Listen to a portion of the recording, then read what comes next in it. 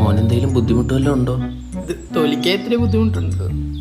ആരോട് പപ്പ വേണ്ട പപ്പ. മിണ്ടരുത്, നടക്കണേ ഇങ്ങോട്ട്.